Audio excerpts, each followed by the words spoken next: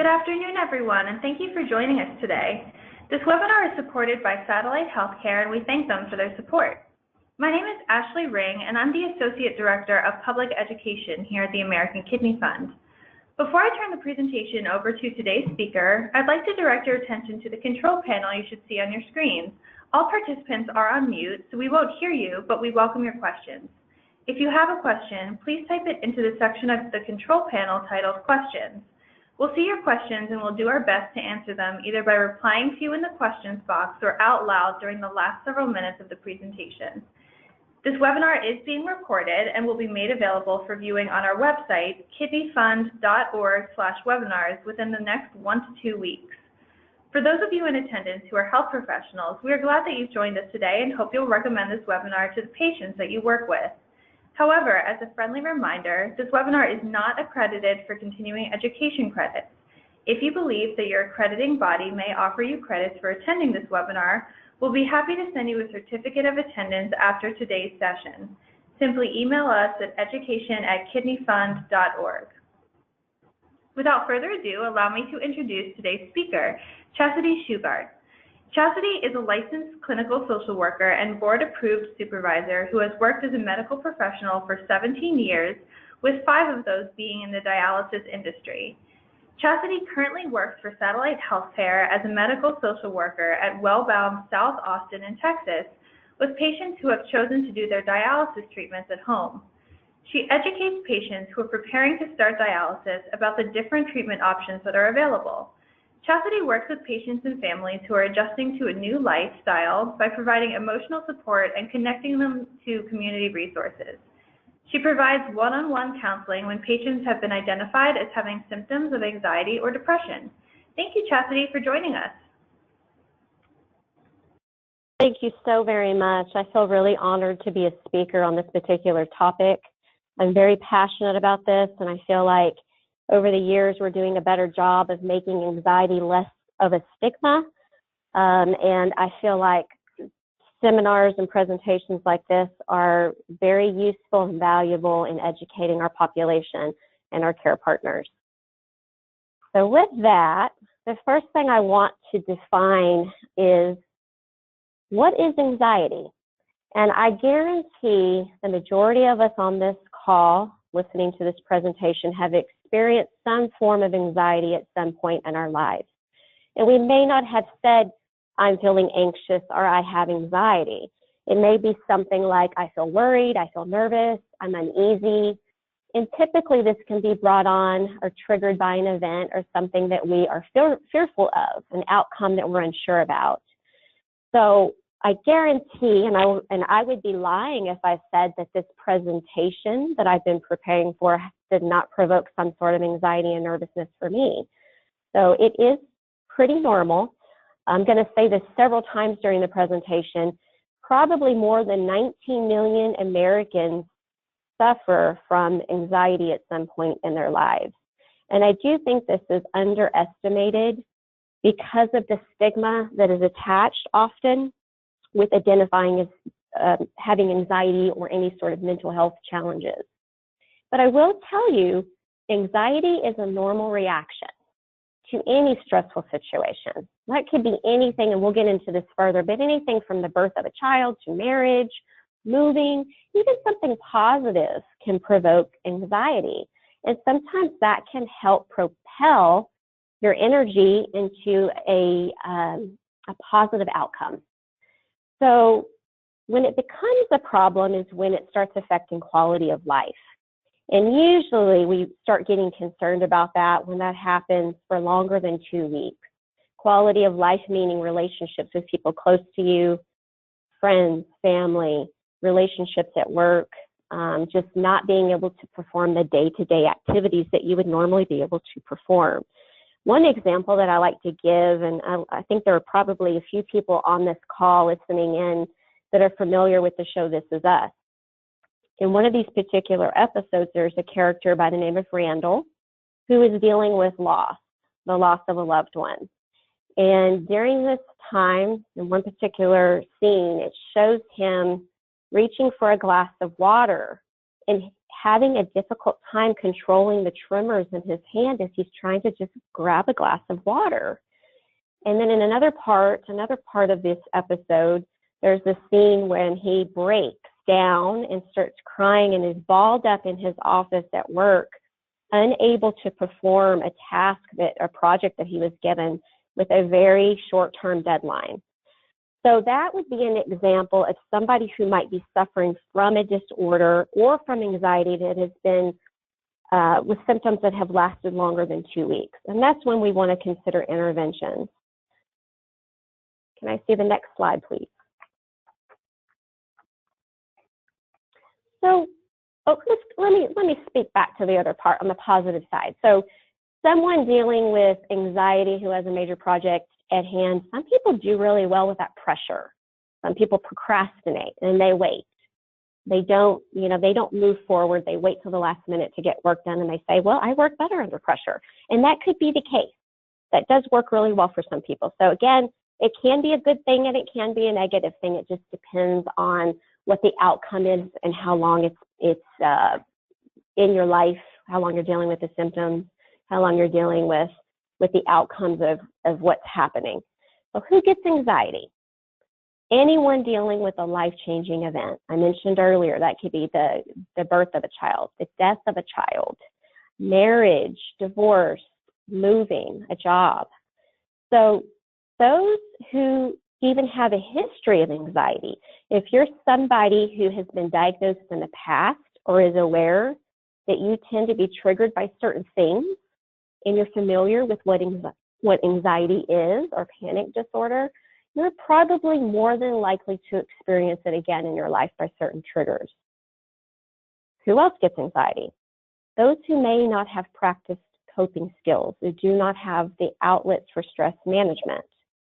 Coping skills, now that could be anything from talking to somebody else or processing it in your mind in a more positive way. Some people aren't brought up to, or haven't learned how to cope as children, so they carry that sort of behavior over into their adult lives. They become paralyzed. I have an example of that as well. I know somebody who recently had to move, and I'm not speaking about a patient or anything that would be HIPAA, that would violate HIPAA. This is actually someone in my personal life that I know who recently had to move across the state, and how she reacted to that, which is very stressful, moving, and especially moving across state lines, is she just became completely paralyzed and couldn't do anything for herself. So multiple people had to intervene, and the reason being, because I know her so well, I know that in her life, she wasn't taught how to cope. She never practiced coping skills. She didn't have any sort of, models for that. Her parents weren't good at coping. So this is something that she just carried over to adulthood, and anytime something stressful happens, this is how she reacts to it, by not doing anything at all, just letting whatever's going to happen to her.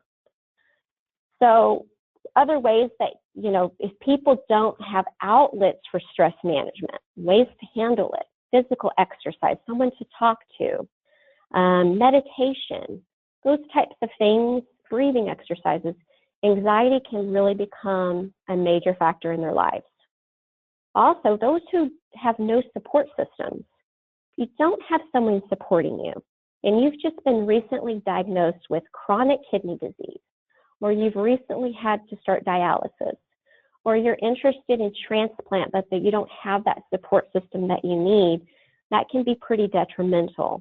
And that can cause and provoke and trigger those anxiety symptoms. Now, on the other hand, I think it's important to speak to those who have overly active support systems. We love seeing family members and care partners who are very involved in our patients' care, but sometimes that can also backfire and do quite the opposite.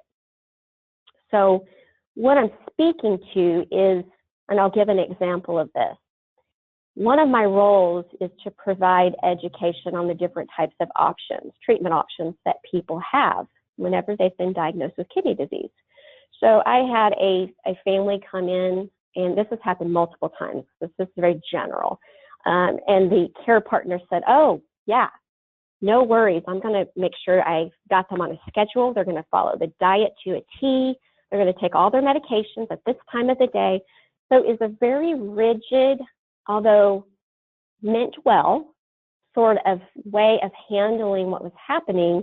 It offered very little leeway for the patient that was dealing with it. And loss of control.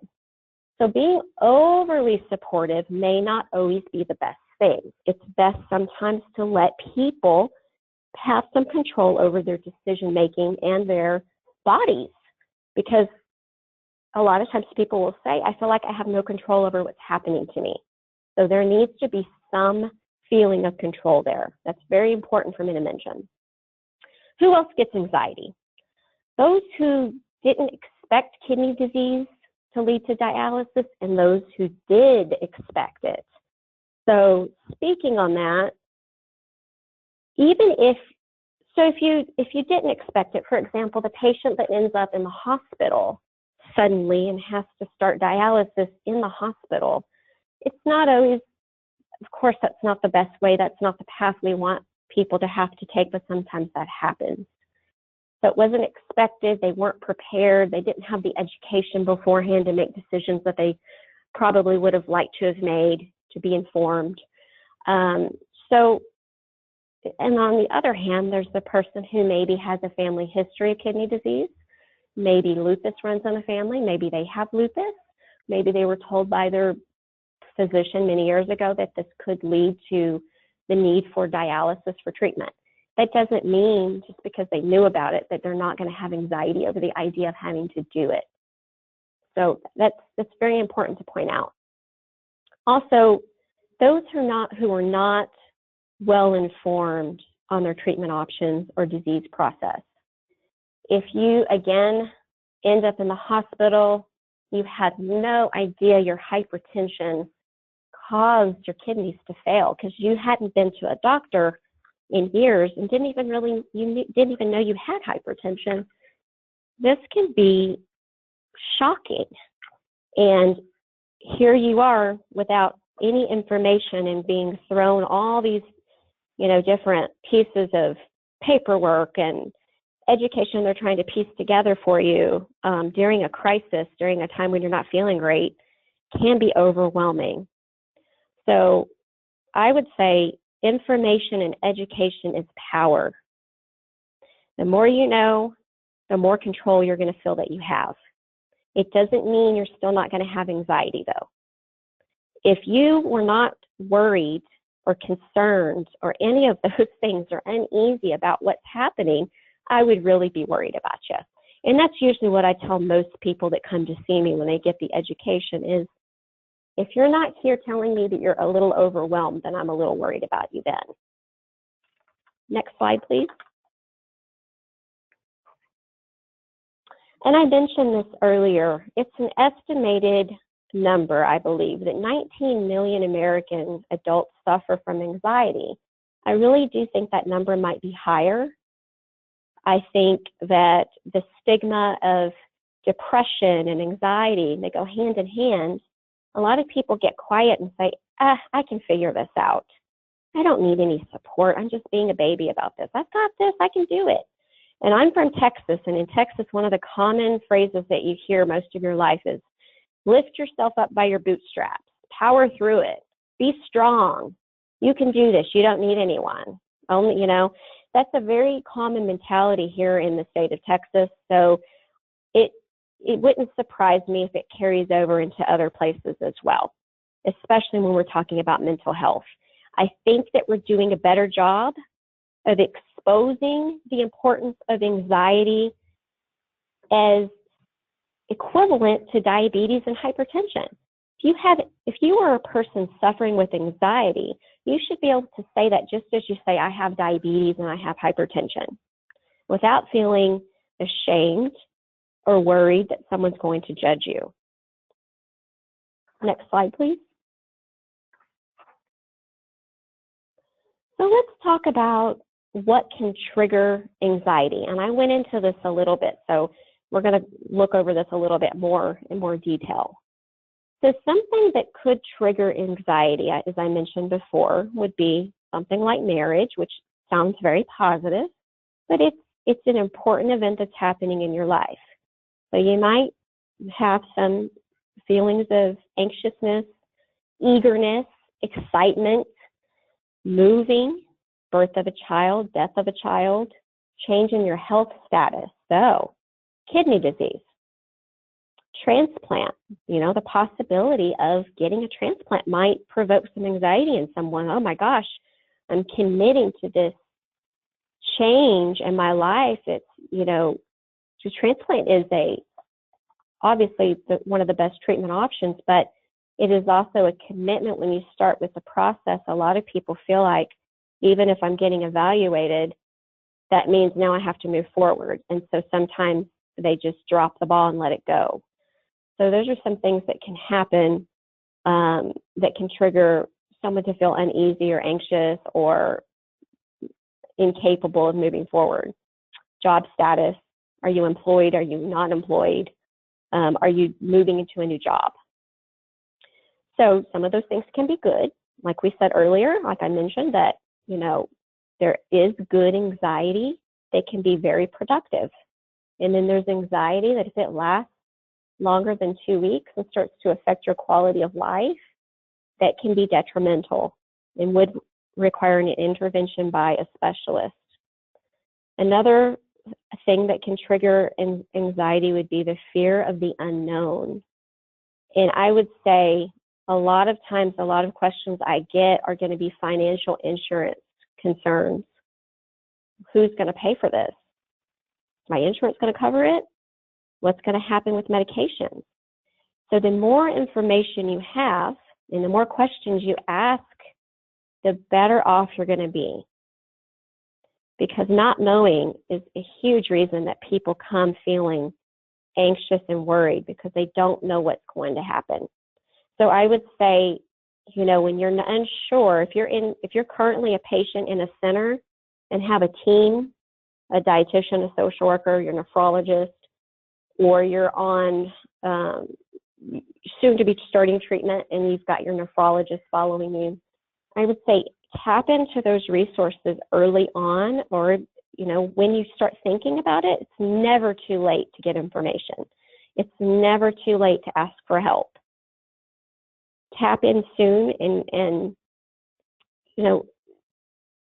use those resources. Don't forget your social worker is a very powerful tool to a lot of other avenues for information. If she or he doesn't know the answer, believe me, they're going to find it for you. So don't let those things go. Don't forget you have a team there to support you. Another thing that can trigger anxiety is loss of control. I mentioned that earlier, feeling stuck, trapped.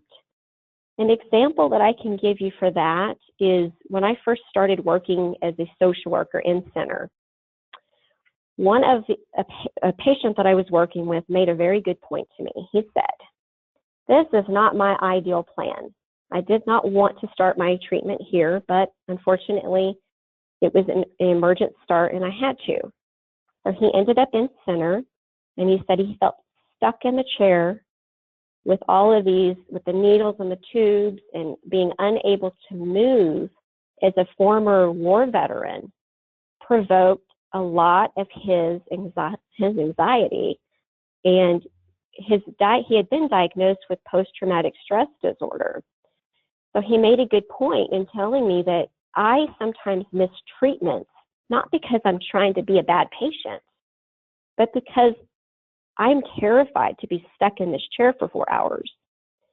And in the end, what ended up happening for him is that it was better that he do a home modality. So we offered him education on those, and he chose peritoneal dialysis, which was just having more control. So again, another example of how sometimes people can be labeled as non-adherent, not following the plan, missing appointments, missing treatments, because there's more going on.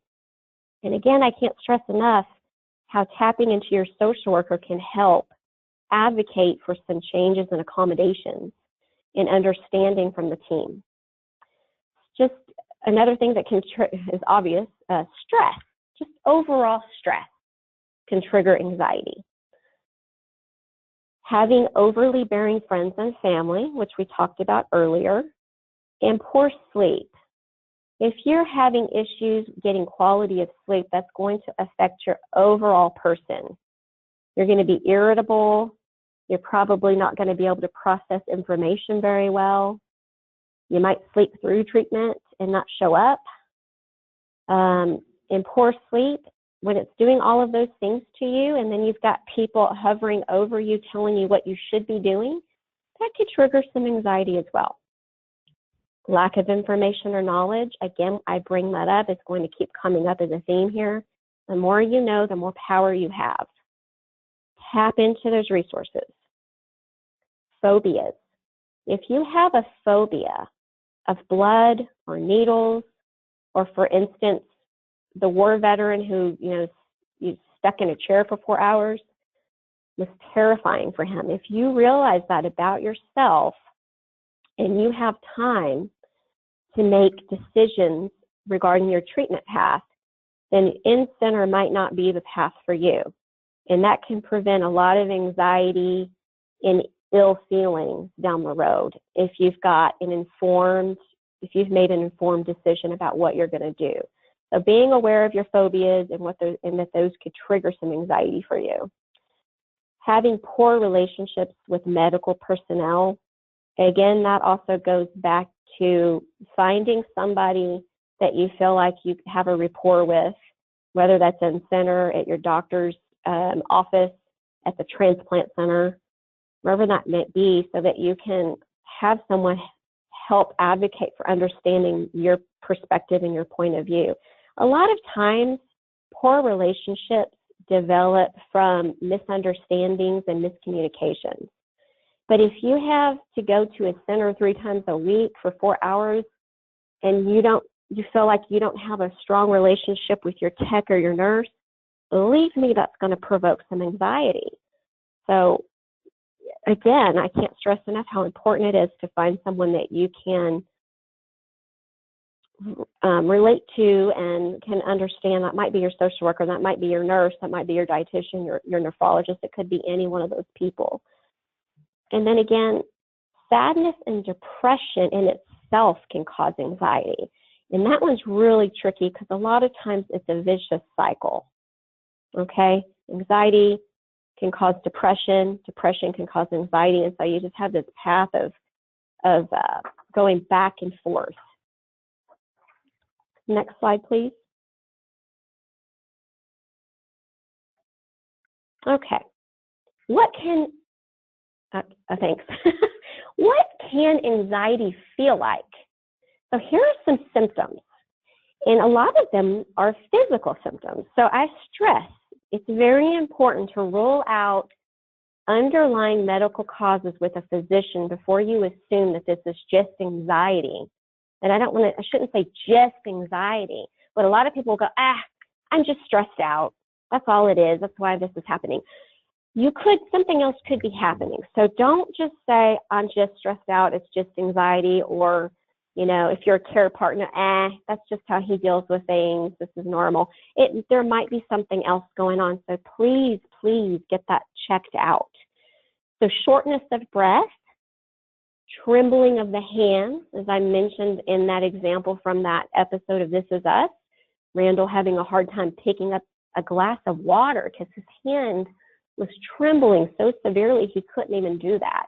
Excessive sweating, increased heart rate, chest pain.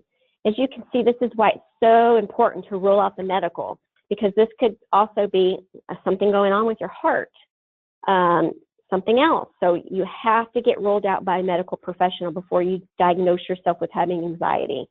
Changes in blood pressure, dizziness, abdominal pain, feeling disconnected from reality, having a fear of dying. So that having severe anxiety can lead you down the path of some depression, like I mentioned earlier. And then people start thinking about, now this is the more serious anxiety that we're getting into, where We're talking 2 weeks or longer, where the symptoms are really starting to mess with your quality of life. And maybe someone's noticed this too. So it doesn't always sit with you for that long. So some anxiety, again, is a good thing. It doesn't necessarily mean that you have to seek help. It just means you need to be aware of it. Being irritable or angry, a desire to be away from your friends and family, muscle tension, avoidance of your everyday activities, maybe taking a shower, maybe you stop doing that. So sometimes people, like I said, get paralyzed and they can't even do the simplest things they were able to do before. Again, depression is brought up. It can lead to depression. You can feel sad about it. If you feel like you can't move and you're paralyzed and people are hounding you about not being able to go to treatment, show up at your transplant appointments or call the transplant center back because you have so much anxiety about that, about what's going to happen. I don't know. I don't have enough education on this. It can lead to feeling depressed. Having worrisome thoughts or obsessive thoughts where you can't stop thinking about the same thing over and over again. Again, that's going to paralyze you. Poor concentration. So those are some of the things, and that's not everything, but those are some of the things that you can experience when you have anxiety. Next slide, please.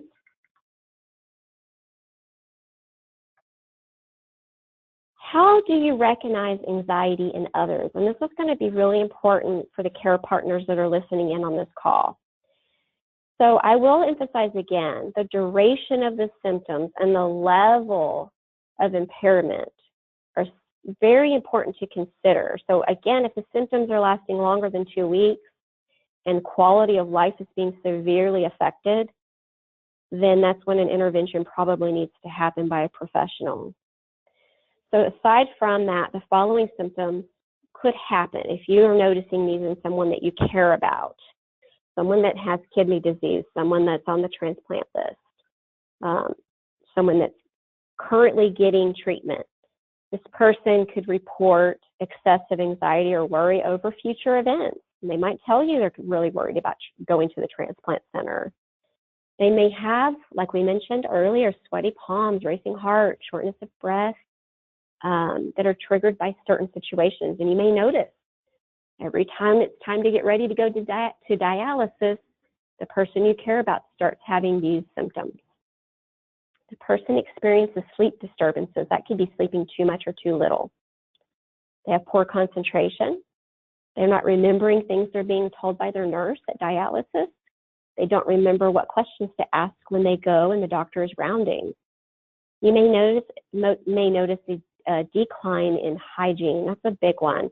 And again, this goes hand in hand too with depression. So sometimes when anxiety gets to the point of this extreme impairment, then we're also starting to notice signs of depression, where you can see the hygiene decreasing, the weight going up or down, changes in their performance at work or school.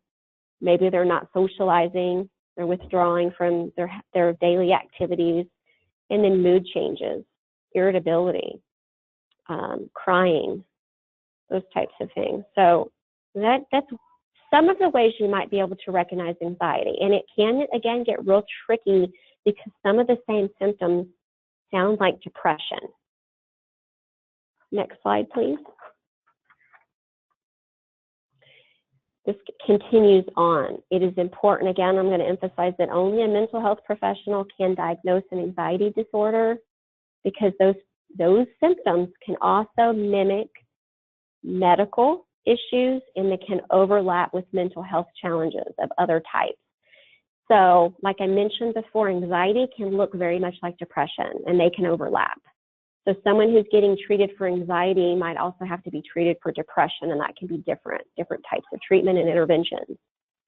If you recognize signs of anxiety or you feel that something is different about someone that you care about, there is a good way to go about that, a non-judgmental, neutral way that's very supportive. It could be something like this. It seems like something might be bothering you. Is there something happening that you want to talk about? It's a very open-ended question, and it's a non-judgmental approach to gauging what's going on with your loved one. Next slide, please.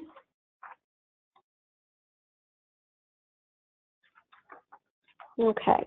How can anxiety and kidney disease affect you? So we've mentioned the physical symptoms. We've mentioned it can lead to depression. That's coming up over and over again.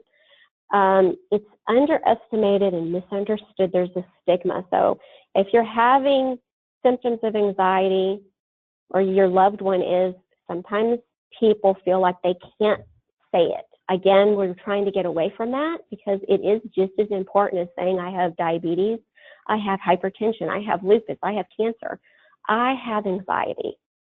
We want to be able to say that and say it knowing that someone's going to provide the resources without any judgment, just like they would for anything else. It can be paralyzing. Again, that keeps coming up. I cannot tell you how important it is to understand that people sometimes will say, he's just stressed out. Well, that can lead to someone not doing what they need to do, which could be detrimental to their health. Someone not being able to drive can lead to them not going to treatment. So it can be very paralyzing. It can get there, which again leads to non-adherence or the labeling of being non-adherent in treatment, not abiding by your treatment plan. Again, because maybe there's the fear of knowing what you're up against or not knowing what you're up against. The fear of treatment itself, the fear of maybe the staff, you don't get along with the staff or you don't feel like they like you or they respect you or they're willing to support you in the way you needed to be supported. Fear of transplant, fear of financial, so many examples, fear of financial stress. These are all things time and time again that I hear from people who are trying to figure out what their treatment plan is going to be. These are the fears that are brought up. These are the things that we talk about during their education that by the time they leave me after an hour and a half, they say, I feel so much better because now I know. Now I have some information. Again, information is powerful and it's never too late to get information. Never too late. So it can lead to you missing treatments and doctor's appointments I mentioned, poor health outcomes, and disruptions in your employment and relationships. So it's a vicious cycle. Next slide, please.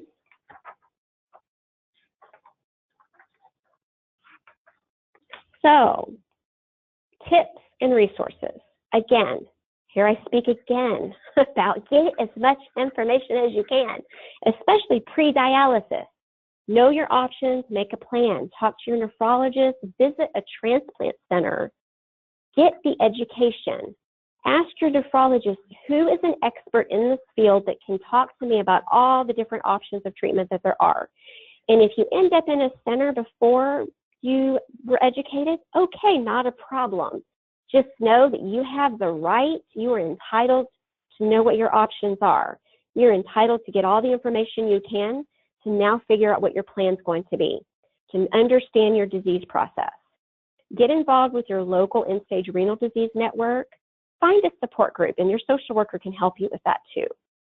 Talk to your doctor about exercise. They have found that exercise alleviates a lot of stress. So physical exertion can actually help balance out some mental challenges you might be having. More positive thinking. Talk to your doctor or social worker about talk therapy and medication supplements. One of the things as a social worker in centers and where I am currently with the home modalities, we do what's called a PHQ-2. It's a patient health questionnaire. And it's basically 2 questions where we ask the patient over the past 2 weeks, have they been feeling down, depressed, hopeless, or having little interest in doing things? And then we score it on a scale of 0 to 3. And basically that tells me as a social worker what risk my patient has at being depressed. And if I do see that there's a risk, if they score high, then I am aware of that and I can provide resources and we can talk about what the plan is. So that is an opportunity for you to be completely honest. If your social worker in center or wherever you may be has a scale like that, be as honest as possible because that is going to lead to just more resources for you. There's also a survey that we do that's required. It's called and you might be familiar with this, it's called the Kidney Disease and Quality of Life Survey that we give. And that also will let us know mentally and physically how someone is adjusting to treatment. And the mental component score is a big one. So if someone scores low there, it can predict who might need a hospital stay and who is more likely to live longer based on that score. So if we get a low score, we want to do interventions to try to help boost that score up and get them in a better place. So very, very important tools that give you an opportunity to be heard and give the social worker and your team an opportunity to intervene as needed. Next slide, please.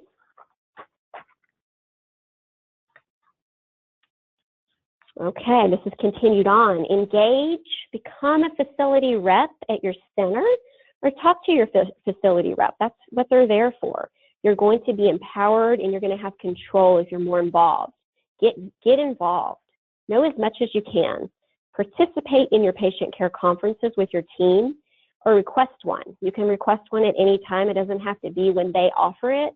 You have the right to request that and let the team know how you're feeling and discuss with your team how you're going to get resources that you need or get to feeling better, or even it's even a time to share with them what's happening that you really appreciate or where maybe the challenges are.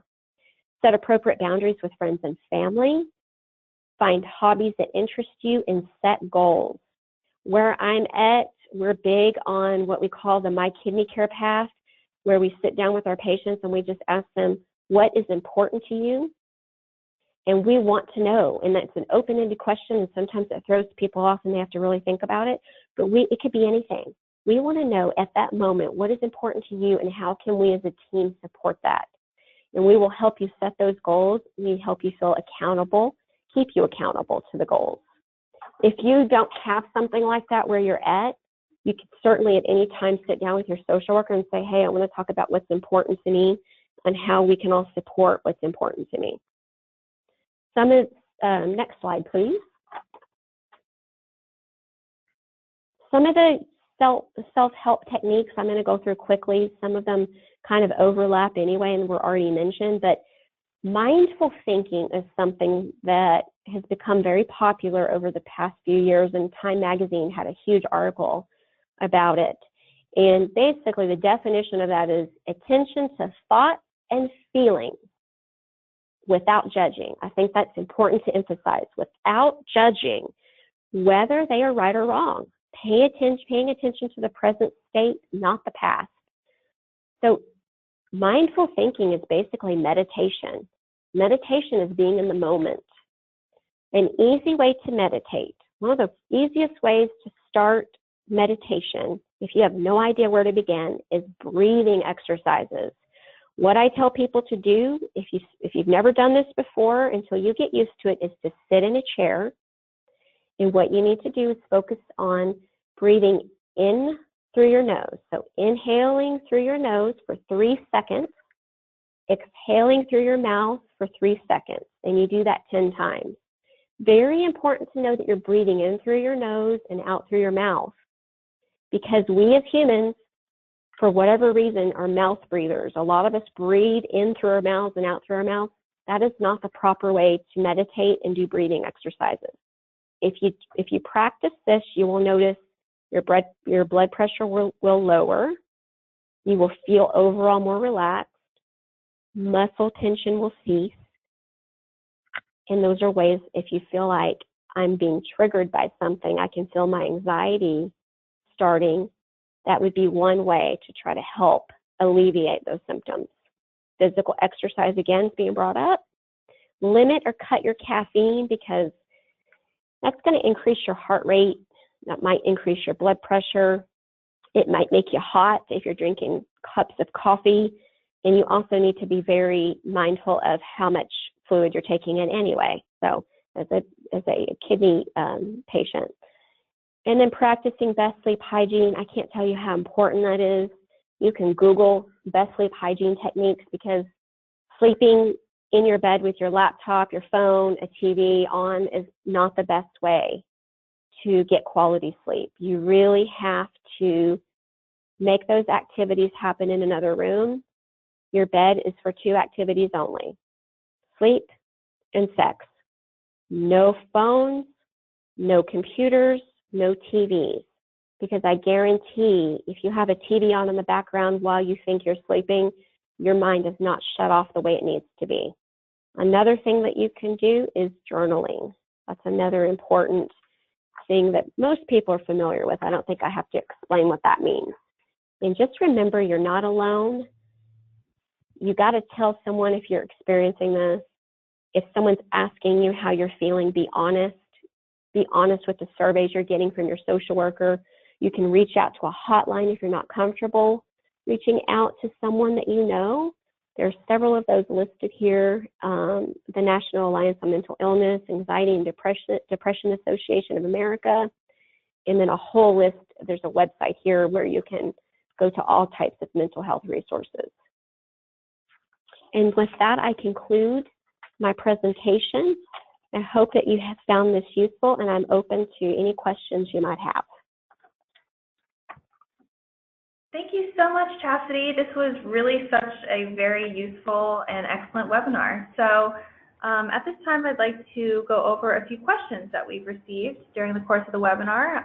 And please, anyone who's listening, continue to write in your questions if you have any for Chastity. So getting started, someone feels that it's common for some physicians not to tell patients that they're in early stages of CKD, which can obviously catch people off guard. And they were wondering why you thought that happened. That's a really good question. And I will tell you from my perspective as an educator on the different options available, one of the things that we are really trying to change the mentality with physicians, probably trying to be protective maybe of their patients and not trying to alarm them in the early stages, is because it's really hard to know when is someone really going to need to start treatment. Everyone is different. Symptoms can be different in someone. Even if someone has poor labs, they might not be exhibiting the symptoms of kidney disease.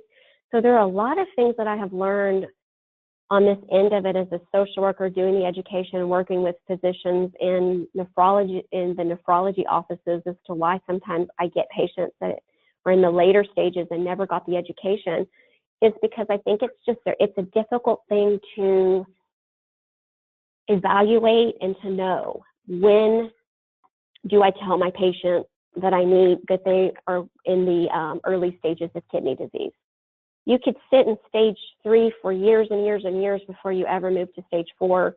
You could sit in stage 3 and move to stage 4 really quickly, or move from stage 3 to 4 to 5. I've seen it all. So it's hard to speak on behalf of physicians as to why that happens. But I will tell you, at Satellite, we are trying to educate our physicians on early education, early information, informing the patients of their kidney disease stage as quickly as possible, so that they have the time to get what they need and to prepare and to make a plan. Okay, thank you so much. Will you be talking at all about anxiety post-transplant? I know that wasn't quite as much a focus here, but someone had a question about whether medications post-transplant can cause anxiety as a side effect. I can't speak to that. I'm not clinical in that aspect. I am a social worker, but I would say that in general, there's probably some anxiety anyway post-transplant, because you don't know what's going to happen. Now all of a sudden you went from treatment or whatever you were dealing with, maybe you never had to start treatment, but you were feeling really icky, and now all of a sudden you're feeling good, but you're wondering, is my kidney going to sustain itself? So I've heard patients who've gotten transplants talk about that being a trigger for anxiety for them, not knowing. I haven't heard anyone say anything about medications causing anxiety. Now, maybe the cost, not knowing. Again, I will tell you, there's going to be a team at the transplant center that's going to walk you through all of that. And the only way you're going to get that information is if you ask. So make sure that you ask those questions and you get the support that you deserve from that center. They will have a social worker and a financial advisor and all of those people in place that can answer those questions. Thank you for your answer. And I will say, too, we had a webinar on adjusting to life post-transplant earlier this year, so I encourage that person to go back and look at that recorded webinar. And I do know that certain steroids can cause anxiety as a side effect, but that's something, as Chastity said, you definitely would have to talk to your doctor about. But thanks for your answer, Chastity. So someone had a question about anxiety in the older population and like geriatric anxiety. And since especially this population may not always have access to online resources, what would you recommend as resources for this population? I would say tap into the primary care, depending on if we're talking about someone who, and when you say geriatric, I'm assuming since we're talking about kidney disease, someone who might be, going to a dialysis center. All I can tell you is it's important to rule out anything else. So I would say tapping into the primary care assessment and making sure that there's not something else medically going on, because symptoms of anxiety can look very similar to other types of medical issues because there's a lot of physical symptoms going on. So getting that assessment and that evaluation is very important.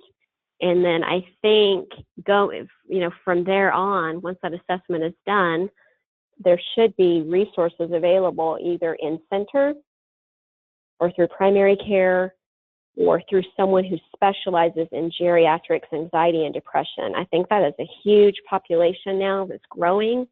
And so there are a lot more resources available, maybe not so online, like you said, but tap into the primary care. Great, thank you. So this is from a social worker, and they are wondering if you have any recommendations for coping activities that people can actually do during dialysis treatments. Oh, that's a really good question.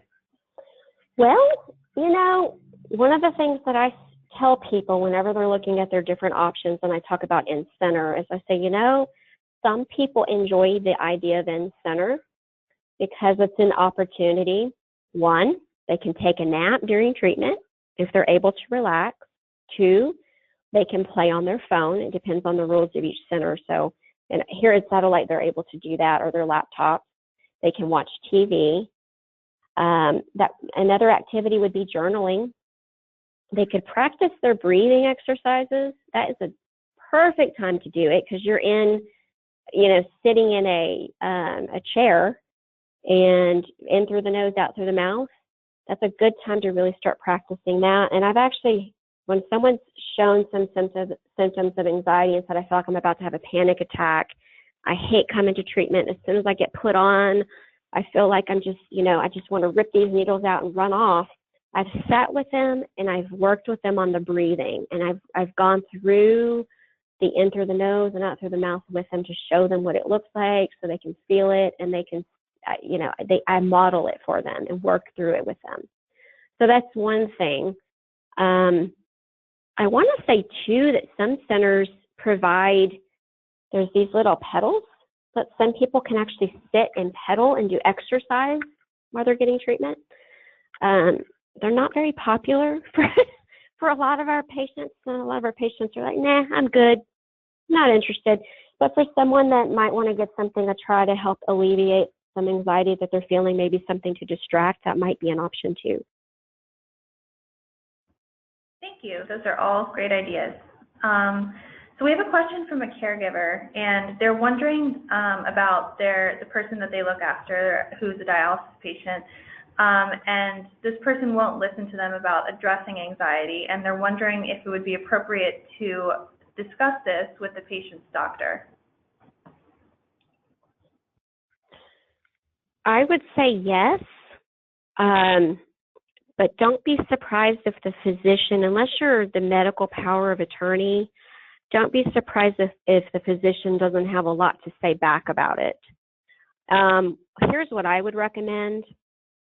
I would recommend maybe a patient care conference and just see if you can get the person that you care about to agree to that, or whenever the next one is. That would be a good time to bring that up to the whole team, because I think that's when resources, that's a time to really explain what's going on from a care partner's perspective, because whenever you have someone who, you know, is dealing with anxiety or other things and they're not willing to move forward or unable, again, paralyzed, being paralyzed, unable to do anything about it, it's going to affect you as well.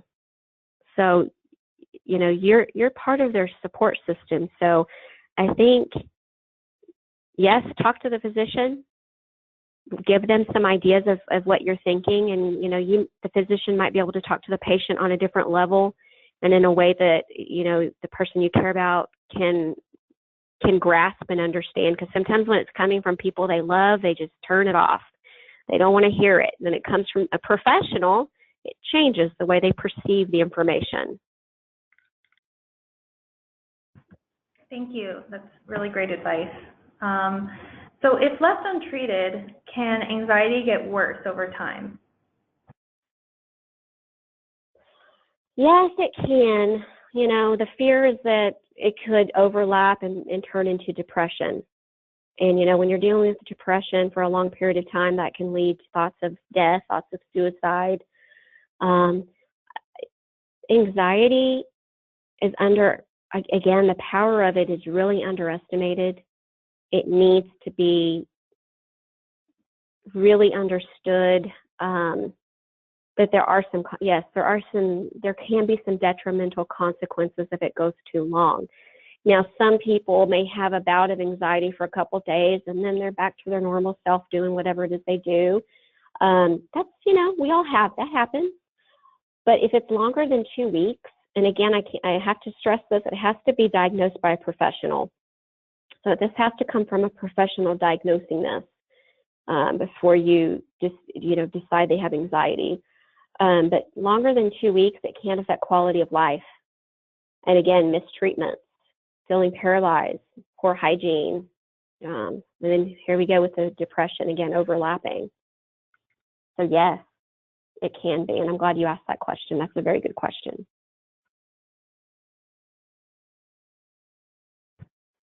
Thank you. So a question about over-the-counter medications or supplements. Do you feel like these types of medications for anxiety work, and are they safe? I'm a clinical social worker, so I don't prescribe medications and I don't give people advice on supplements or medications. So I can't speak to that. That's definitely something you would have to consult with a physician about. I will tell you that I've heard some people say they've noticed some changes in how they feel when they've tried supplements. But again, you have to be very careful with supplements, and you need to speak to a physician before you ever add anything to your diet, because that could interfere with your labs and can do some crazy things. We've seen that happen with labs too. So please, please, please, I can't stress enough, don't add anything to your diet. Don't start taking anything without consulting your nephrologist. And let me speak to something else on that. I can say this. I feel like there are a lot of people who are really scared of taking antidepressant medication. Antidepressant medication is prescribed by a physician. It may not be your nephrologist. It might have to be somebody else in the mental health field. It's a common medication to treat anxiety. It's become more common because things like Xanax can be very addictive. So prescribers are getting away from the use of things like that. Xanax, Valium, all of those things are sort of being done away with, and they're really looking at more long-term treatment. So like an SSRI, an antidepressant, over a period of a month, you can notice changes in how you're feeling with your anxiety. And if you are having some depressive symptoms along with your anxiety, guess what? It's going to treat both of those. So that's something you can talk to your physician about if you are experiencing anxiety, maybe even depression. Get with a prescriber and talk to them about that. Thank you. So someone who is a dialysis patient, she says that her mother had offered to donate a kidney to her early on, but then didn't say anything about it again, and she's considering bringing it up, but having some anxiety about that. And she's wondering if age is a problem when donating a kidney, if you know that. Well, again, everyone's different. So I don't know how old your mother is, but let's say she's in her she's 80 years old. Okay.